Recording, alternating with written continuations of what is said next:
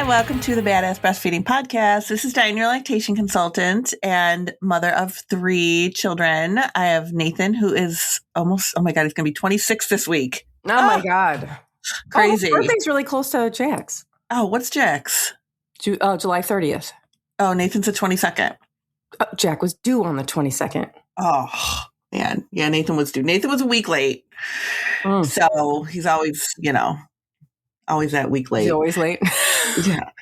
And then Jess and Brandon are 23. I almost said 22. 23. They'll be 24 in November. So if you're doing the math, I had 3 kids in 2 years, which was crazy. And all breastfed kids. And yeah, that was... Oh, I'm also a lactation consultant, as you all know, as you should know, as you need to know. That is my job. And maternal child health specialist. That's me. Hey, great. Welcome to the podcast. I'm Abby. I have Exley, who was 12. And if you're paying attention, he joined a football team and he only had 1 practice so far because of the smoke around here. But so far, so good. And I have Jack, who is turning 15 in 2 weeks. And I'm going to tell a quick story. I have a social work background, but I'm going to take my minute to tell this story instead. Jack and I went to see The Offspring on Friday. And if you pay attention, yes, we did see The Offspring a few months ago. But we went again. That's your second round with The Offspring, isn't it? It is. What do they stay in Chicago or what? No, well, first of all, the first time we drove to Grand Rapids to see them. Oh, okay. And then that was where Jack must have gotten a migraine or something and threw up the whole way in the car.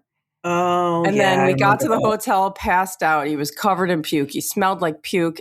And I was just like, Jack, you're going to have to channel all of your rock star ancestors and get your puke smelling self out of this bed and go do a show because we're going.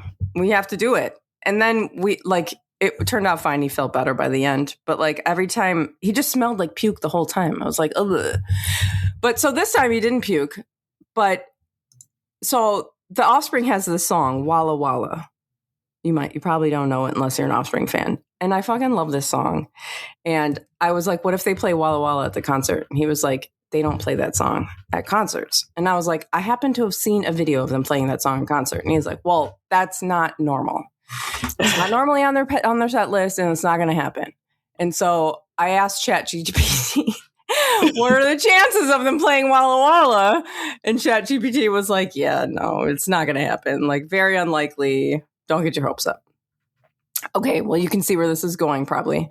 Halfway through their set, it's 1,000 degrees. I'm dripping with sweat. I don't even have my glasses on. I can't see. It's too sweaty. They don't stay on my face. Oh my God. Walla Walla starts playing. Oh my God. I turned to Jack, who even Jack was mouth fell open. And I started screaming my throat still hurts. I started screaming. I was grabbing him, shaking him. I'm like, ah!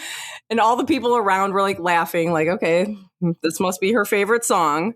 Oh I start jumping up and down like a maniac. I am I'm screaming the lyrics. I'm jumping up and down. And I peed myself.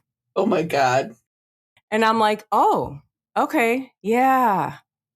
50-year-old Abby is jumping up and down is not a good thing for her. And I'm like, you know what? This moment is happening with or without me.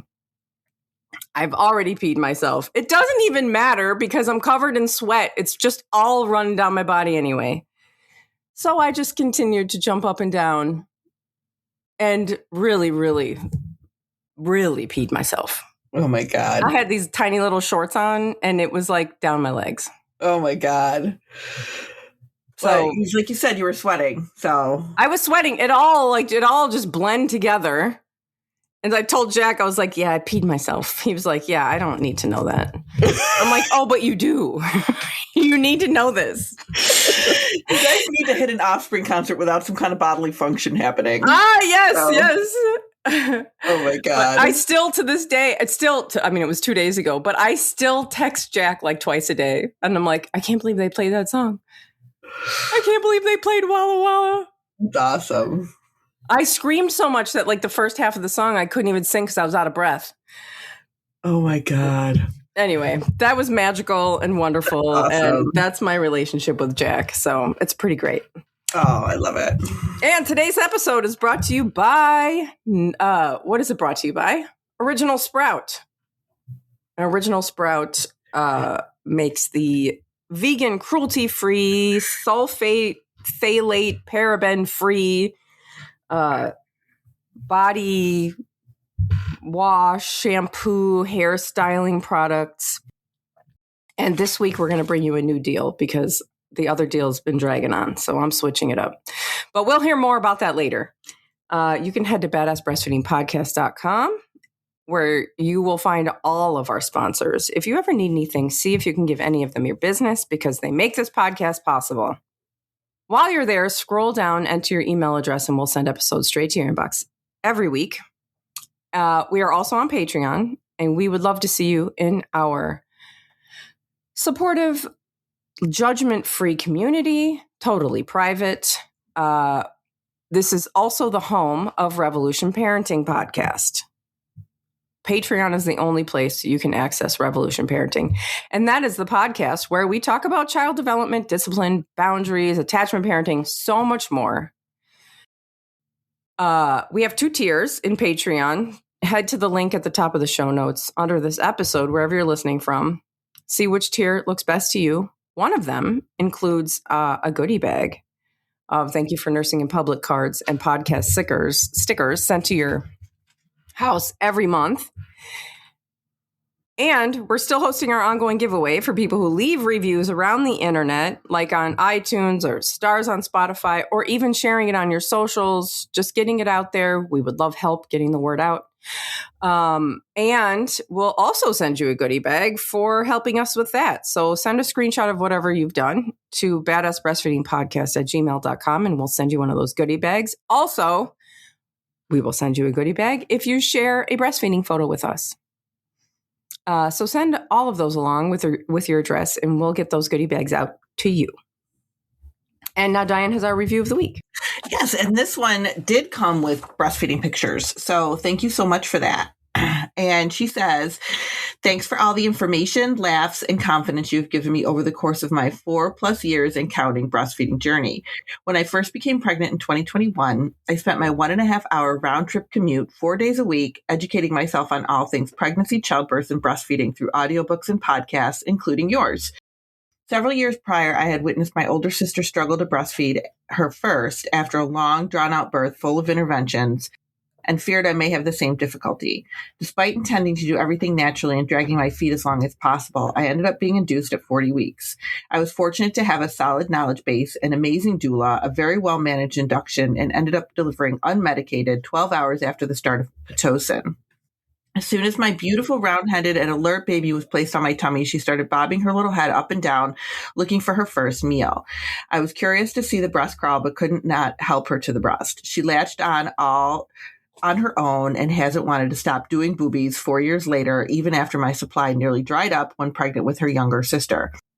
I was lucky enough to be able to experience spontaneous labor at exactly 40 weeks and another nearly identical unmedicated birth less than 5 hours after the start of contractions with my second. Wow. I know. Breastfeeding has been mostly wonderful, and I've had a ton of support from my husband and family, but I definitely feel some aversion to breastfeeding my demanding 4-year-old. I'm hoping to conceive again, so I suspect it's time to start wrapping it up. I could go on, but have been meaning to share some breastfeeding pictures as my phone is full of them. Keep up the great work. Wow, she's got some pretty amazing births. Yeah, those are cool. That's great. Common. Yeah, that's great. And it sounds like her breastfeeding relationship. And I know she sent some tandem breastfeeding pictures too of her tandem nursing. Yes. And just amazing stuff. So thank you so much for sending that along with a review too, because that's really helpful for us. And she remembered to send her address. Don't forget to put your address in the emails, everybody. Yeah. So that we can send you if you don't, I'll ask for it. Yeah. It's Abby not always like you're disqualified or something. You know. No pictures for you, or no stickers for you. I have a couple of comments from what is this? This is Spotify, maybe? Yeah, I think these are Spotify comments. We have, I would love it if you badasses could make an episode on thyroid and its effects on breastfeeding. I have Hashimoto's and I didn't know with my first baby, and I struggled with nursing due to multiple factors. I'd love to hear positive experiences since most of what I see is negative. Then we could do that. Yeah. And then Clara says, I heard your episode and went to listen to one of Emily Oster's long interviews about her books and advice. I think she sounds very credible in many aspects, and that's why she is quite dangerous when she mixes incorrect and biased info among facts. I heard a few other breastfeeding, such as bed rest and raw food avoidance, being unfounded in science. Those could actually be a life and death issue. Thank you for bringing this person up in your podcast for awareness. That's one of the things with her, is that like some of it's actually very evidence-based information. Right. Very and valid. then there's just like random bogus facts in there. It's like, what is happening? Yeah. So thank you for those comments. Yeah, definitely. Thank you for that. And for listening to that episode, because that's a really important episode, I think. Yeah. The one about Emily Oster, because there is some, we kind of get sucked into, it's a very vulnerable period when you're having children and you want all the information, and you get sucked into sometimes listening to these so-called experts. And when they are giving really bad information mixed in with good information, that is kind of scary. It is. And actually, we have one more real quick. Okay. I'm curious as to whether or not retinol is allowed during breastfeeding. Yes, it's fine. We get that question every now and again. And I remember there was one point a few years ago where we got that question, I don't know, so many times in a row. So many people had asked us about that. But retinol's fine, as long as you're not putting it on your breast where the baby's going to have access to it. But if you're putting it on your face, it's fine. Topicals don't get into the bloodstream like that. I remember worrying about that, though. Did you? I remember with I had an ear infection and I was worried about the eardrops. Oh, I remember that. Yeah. Yep. Now I'm like, that's insane to worry about that. But I did. I remember being worried about everything. Yeah. Yeah, I know. You just can't help it. Yeah. And another thing people worry about is whether their breast milk is giving their babies cavities. Yes. And this actually came up in a review a couple weeks ago. And we decided to do another episode on it because this poor mama was told that her breastfeeding at night was giving the baby cavities. As so many people are. And this is one of those things that it's not it's really common to be told this. Mm-hmm. It's almost guaranteed that your dentist is going to tell you this. And it's just wrong. Yeah. It's just wrong. And I love starting this conversation with, I was at a breastfeeding conference. I said this last time on that, whatever this review was. But I saw Dr. Jay Gordon. He's a pediatrician who's also a big breastfeeding advocate.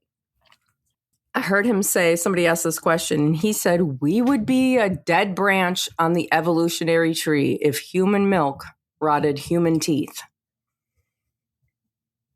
That deserves to be said all the time. I know. It's just, it doesn't make sense. No, it doesn't make sense. So I did a little research to see what I could find. And we do this episode every few years we talk about this. And I did find a couple of research studies just from the past year. Oh. And they're always kind of the same, where they say the first 0 to 12 months breastfeeding is protective, and 12 to 24 months shows that you shouldn't be breastfeeding at night. But then it says oh, this is inconclusive. Everything's inconclusive. But the thing that you have to, because it goes on to say things like, it also, they're eating other foods at that age. Right. Yeah. So any kind, like that is really where it comes into play. Why they're susceptible to more cavities at that age, because you're getting more, they're exposed to more things. Mm-hmm. Yeah. So how can we blame that on breastfeeding if they're exposed to more things between the ages of 12 months and 24 months? Mm-hmm. Now, and they say, of course, they should wipe off the teeth and, make sure that you're brushing your baby's teeth when they start to get teeth, which obviously we know that is something that you're supposed to be doing. But also know that I am not doing that. They're like, every time your baby nurses, wipe their teeth down, like at night. Also, I love the whole at night thing. Yeah. Like, so breast milk rots teeth at night, but not during the day? I don't get it. They're saying that because there's less saliva at night, so it doesn't wash away the sugars in the breast milk. But the sugars in the breast milk don't change. Yeah. Well, it's not like a Mars bar. Right. Yeah, it's not. They're like, oh, breast milk is sweet. Breast milk is sugary. These are two different kinds of sugars, right? Like the sugar in breast milk is not the same as the sugar that you put in your coffee. Right. Okay. Yeah. So it even says here, like, while children breastfed between 12 and 24 months had higher caries risks compared to those breastfed only up to 12 months, this risk was mediated by lower sugar consumption in some cases. So they're saying that if your baby eats any kind of sugar or anything with sugar in it after 12 months, their risk increases well, yeah, we know that. That's our whole life. Yeah. So, like, that is not really news to us. Sure. There's a lot of bias in this article as well. So, and they talk about it here. It says the criteria for downgrading those. Okay, wait a minute. It talks about bias.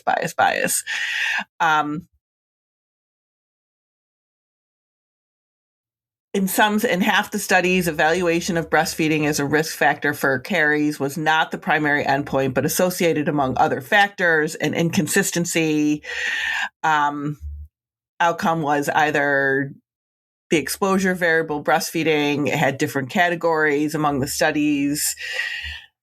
So there was a lot of bias, like certainty of the evidence. Like there's not really good research when it comes to this. Mm-hmm. Now, I found another study that says the effect of breastfeeding on early childhood caries, a prospective cohort study of 3-year-old Chinese children. And they went all the way to age 3. And the conclusion from this study is exclusive breastfeeding for 6 months after birth is a protective factor against caries at the age of 3. So they've noted that when you are breastfeeding your babies for at least 6 months, the incidence of having dental caries is less. Well, and the diet in China is completely different than our diet. Exactly. And in addition, feeding and dietary habits also had a significant effect on occurrence of caries. So this is it is so, like, my point here is that it is so inconsistent, the information, but what it comes down to is that there's always other stuff in the mix. So I don't know how anybody can say, oh, it's because you're breastfeeding. Really? Because they're having other foods. There's other stuff going on. Oh, we should probably take a break, and then I want to get on to another thing too. Okay, we'll be right back. Today's episode is brought to you by Original Sprout. Original Sprout makes the cruelty-free, vegan, safe for everyone, from the most newest, most vulnerable member of your family to the oldest and the smelliest member of your family. This week, Original Sprout is going to be offering a buy one, get one. And the buy one, get one is for the 10-ounce worry-free shampoo. And when you buy the 10-ounce worry-free shampoo, you get the worry-free conditioner for free. Oh, nice. So head to originalsprout.com and use code BADASS26 at checkout with your 10-ounce worry-free shampoo. And you'll get the worry-free conditioner sent along as well. And worry-free is the key word here. It's free of all of the harmful chemicals. You can use it on your newborn. You can use it on yourself. And yeah, we love Original Sprout. I know that my shower as well as Diane's shower room is lined with Original Sprout product. And they just smell so good. Like, they really smell good. Yeah, they don't smell like the drugstore stuff or any of the stuff with the chemicals in it. No. It's really nice. And it's nice to not have to worry about it, because you really do. I mean, if you're worrying about retinol and eardrops with your newborn, you're going to be worrying about what soap you're putting on them. I mean, people worry about this. And you can use the worry-free shampoo on your baby and all over their body. I mean, let's face it, you don't need it's a newborn. Just wash them with the suds. So head to Original Sprout, use code BADASS26 with your worry-free shampoo, and you'll get the conditioner. And today's sponsor and the promo code, in case you forgot, are in the show notes under this episode, wherever you're listening from. Also over at badassbreastfeedingpodcast.com, where you will find all of our other episodes, our favorite resources page, and information about scheduling your very own one-on-one online lactation consultation with Dianne. So I wanted to see if there's a genetic factor to cavities. And if you do just a basic Google search and I want to pull it up again because I want to read exactly what it said when I pulled it up. Are cavities genetic?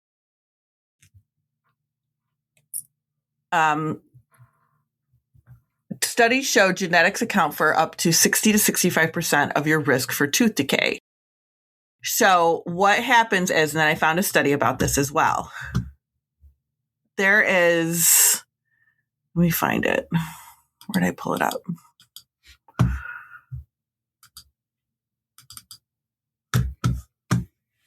So there is a lot of genetics that are in play here when it comes to tooth decay.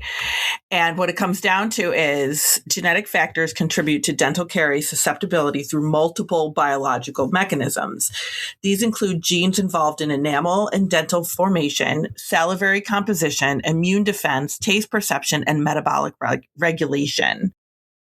So this is a huge piece of it as well. Yeah. Your genetics and how it's involved in the oral health of your baby. So if there is genetics, like in my family, my teeth are good, but my ex-husband's are not. So it's like, where is my kid's going to land? You know, they can land somewhere in the middle of that. And I know that you've always said that I think it's exactly the opposite in your family, right? Yes. My teeth are terrible and Josh's are perfect. All the dentists tell him to. Oh, your teeth are just perfect. And my teeth are literally I have one crown because it's been drilled so much. And yeah, it just, my kids both have had cavities, and Josh has never had one, which I find unbelievable. Have you? I've had 2. Okay. And I've only had 2. I got my first one at like, I don't know, my late 40s. Wow. Okay. Before I had my first cavity. And I think that I just kind of relate that to things are just breaking down because I'm getting to be ancient. But it just, things getting older. Yeah. Right. I mean, age is a factor. So I have a friend who's so he and Jack are like the same age. And when they were babies, his teeth, like his front 4 teeth, they crumbled. Oh my Literally God. just crumbled out of his head. And it was terrible. Like, it was a terrible time for her. She was freaking out, he was breastfed and all of this. And she was getting bombarded with all the terrible information. And like, it's not fair, because it is not true that her nursing this child made all of his teeth rot out of his head. Like, give me a break. It doesn't make any sense. No, it doesn't make any sense that they were literally falling out of his head, and he had to get all this work done. And like, this is a genetic situation. We don't know. We don't know what went on in his genetics. We also don't know what went on in utero when the teeth were developing. Maybe something was messed up there, or something was delayed, or something. We don't know. Right. So there's a lot of things that go into this, and I get to I just struggle with this. You have to just. My thing is like, why are you just fix their teeth? You don't have to comment on, oh, well, you can't be breastfeeding anymore because that's rotting their teeth out. I mean, it's just like, there's no science to support that. And it's none of your business. Right. Clean their teeth. That's it. Clean their teeth and let me leave. There's really no good research behind it. Mm-mm. Like, it's so mixed, the research, that they can't significantly say like, okay, this is causing this problem. Because so all of the teeth throughout human history have been just eaten alive by breast milk. Right. It doesn't make any sense. That's not what's happening. Mm-mm. No, it doesn't. It doesn't make sense. And what kills me is they're saying like, oh, that prolonged breastfeeding can increase the incidence of cavities. Well, no, they're eating other foods then. That increases the risk of cavities. You can't definitively say it's the breast milk when they're eating other foods. Right. Yeah, there's no way to control for that. No. And we know like breast milk doesn't sit on the teeth. Right. It goes down the throat. Because the nipple, if you ever see one of those diagrams of how far your nipple goes back in their mouth when they're nursing, you will be surprised that your nipple stretches that far. I know. Esther. Like, that's the way it's supposed to be. Right. Yeah, and it really is saying another systematic review they looked at reported protecting impact of breastfeeding until the age of 12 months, but have difficulty in concluding between projection and aggravation of caries for breastfeeding beyond 12 months because of confounding factors such as dietary patterns, which vary depending on countries and families, and problems of oral hygiene. Mm-hmm. So we don't know like how well you're taking care of your baby's teeth, because that can be hard to do sometimes. We don't know what other foods your baby's having. We don't know your genetic makeup when it comes to your oral abilities and all of that stuff. I don't believe it for a second. I don't believe that brushing your toddler or your baby's teeth or wiping it with a washcloth or whatever is going to make a difference. I don't believe it. I mean, like, you can't tell me that Josh's mom was like in there with like a toothbrush and a washcloth, keeping his mouth super clean. So that's why I'll tell you, Josh is not super clean. And his mom is she went to Josh had a hernia when he was 5 years old. He spent the night in the hospital, and his mom went to a Frank Zappa concert. Oh my God. She was the biggest hippie. She was like, she was not all over his teeth. He just has the genetic makeup and the whatever. His dentist was like, oh, you've got the like really good saliva. It keeps your teeth, you know. Yeah, probably. Yeah. And that's just like, it's not. There's no way, because this is what's going to happen. You're going to go and you're going to torture your toddler, brush their teeth like crazy, get a washcloth in there after every time they nurse. And then your kid's going to have cavities because it's genetic. And then you're going to be like, oh my God, I'm terrible. I didn't do enough. Nope. I won't have it. Because I breastfed my baby, because that's what the dentist tells you. Yeah. No, it's not you. No. There's not. Yeah. I'll fight someone over this. Tell me where to go. Tell me where your dentist is and I'll go. And the dentist, I'm looking this up again, strongly advocates for breastfeeding as the optimal source of nutrition for the first year and beyond. So they are, oh no, wait a minute. I don't know if that's the same. I don't know if USDA is not dental, is it? Do I have it totally wrong? I think I do. Yes. Oh, isn't that the Department of Agriculture? Yes. All right. I have them mixed up with the Department of Agriculture. So hold on for a second. ADA. Yes. Stand on breastfeeding. As I Google it right now. Let us just do this. We'll do it real time for you. Yeah. And they say the same thing. American Dietetic Association, the American Academy of Pediatrics recommends exclusive breastfeeding for the first 6 months of life, followed by continued breastfeeding for 2 years or longer with the introductory of complementary foods. So they are, how can they say that? That is the ADA, their stance on breastfeeding is to breastfeed 2 years. Yeah. But then they come out here and they say, oh, your baby's a year old, stop breastfeeding. Because that's the same with the pediatricians. The American Academy of Pediatrics says all these things about breastfeeding. And then you go to your pediatrician's office and they're like, oh, your breast milk doesn't have enough calories in it. Yeah. What? That's not even a thing. That's not possible. Or they tell you that your baby's getting cavities from. Oh, yeah. Right. Yeah. Like that's another thing. Oh, it's sugary. Your breast milk is it's too sugary. And to stop breastfeeding at night. Like your baby gets teeth at like 6-8 months. If they're not born with them. Stop breastfeeding. Yeah. If they're not born with them. I know. I had a baby that was born with teeth not too long ago. And to just stop breastfeeding them at night, like you can't do that. No. They're still growing. They still need that food. Yeah. Yeah. That is like terrible, terrible advice. It really is.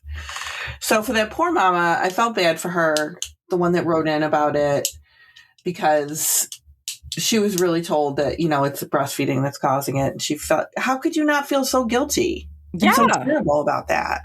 That's the thing. But when you look at the research is very inconclusive and it doesn't look at all the confounding factors. Yep. So how can you make a definitive decision and tell somebody, yes, it's your breast milk that's doing this when we don't know and the research doesn't show that? Yeah. I mean, it's like against a doctor's oath to say like, we don't really know. We don't really know why this happens. Let me just fix their teeth. It's okay. I'm sure you're doing a great job. Why can't they just say that? I know they should. So bottom line, if you have any concerns about cavities for your baby because of breastfeeding, don't. Because there's no good research behind it. It's all inconclusive. Formula feeding actually is shown to cause more problems with teeth because of bottles and stuff like that. Because when you bottle feed at night, it does stay on their teeth. Mm-hmm. The liquid does stay on their teeth.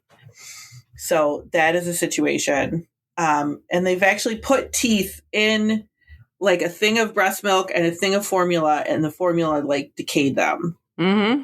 So there is research behind that, but not behind, and you've got genetics playing a role as well. So there's a lot at hand there. They can't say, yes, it's your breastfeeding, because there's no research behind it. So just kind of keep that in mind when if anybody ever tells you, just don't even listen to it. Smile and nod. Just smile and nod. That's what I always say. Yep, just smile and nod, because that's all you need to do. And that's it. Thank you for listening. Thank you. Bye. Bye.